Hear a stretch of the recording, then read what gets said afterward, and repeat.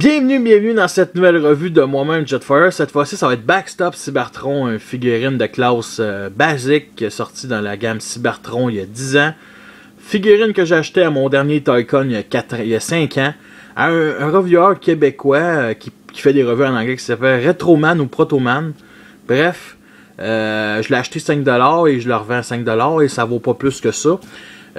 C'est bien entendu un rhinocéros mécanique, mais sans qu'il apparaît dans la série. C'est un Autobot. Bref, voici une petite comparaison justement avec Rhinox. L'autre, on va dire, pas Triceratops, mais rhinocéros populaire et qui est de classe Voyager et lui de classe basique. Pour ceux qui ne savent pas c'est qui, classe basique, c'est une classe qui coûte une dizaine de dollars canadiens. C'est à peu près 7$ américains et c'est 653 000 € pour les Européens.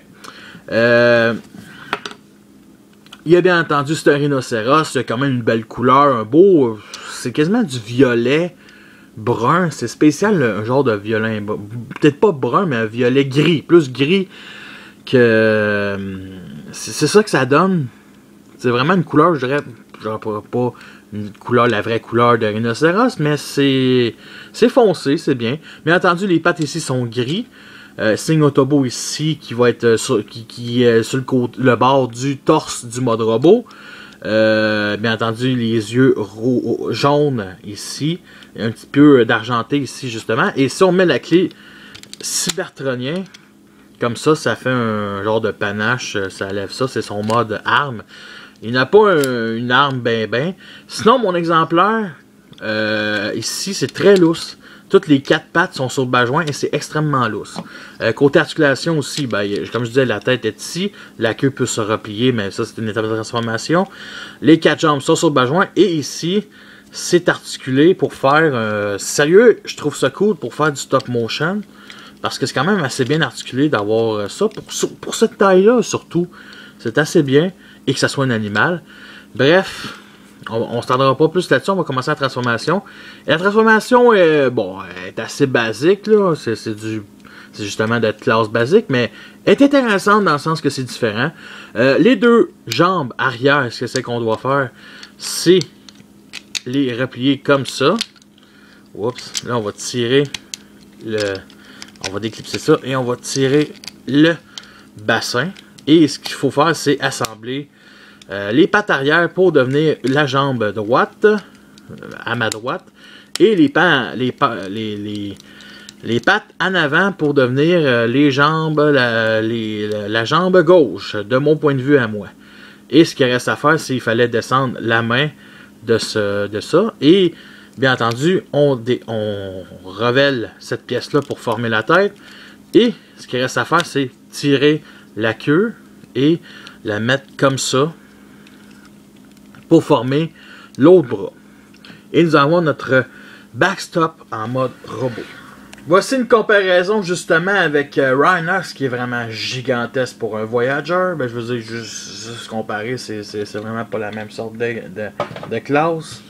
Bien entendu, voici son visage qui n'est pas très bien, qu'on voit vraiment super pas bien. Ça n'a aucun rapport avec la lumière, c'est qu'en été, il y a des yeux jaunes, mais sont tellement...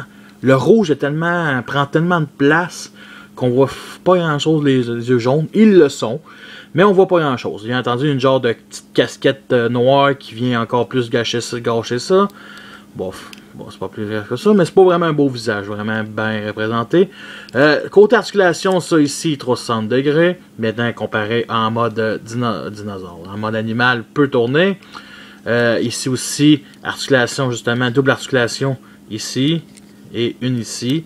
Rien, c'est les mains parce que c'est ça, la main. C'est une genre de griffe. Bien entendu, les jambes peut tourner, twister ici, comme ça.